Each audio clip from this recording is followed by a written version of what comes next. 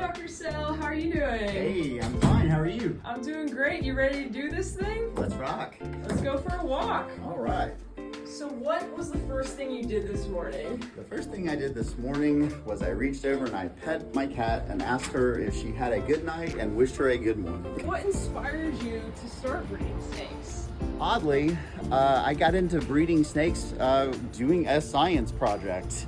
And so I needed to have some snakes that I could do some genetic work. And so I bought some snakes and started breeding them. So what are some of the biggest misconceptions people have about snakes? Probably the biggest misconception that people have about snakes is that they're slimy, and they're not. They're dry. There are snakes that live in the water, but they're not slimy either.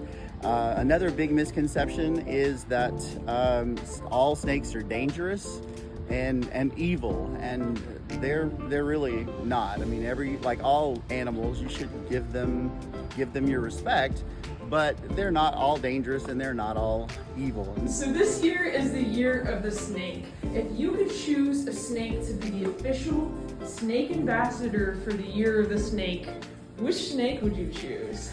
I would probably choose my boa imperator, and that's because she's just wonderful with people.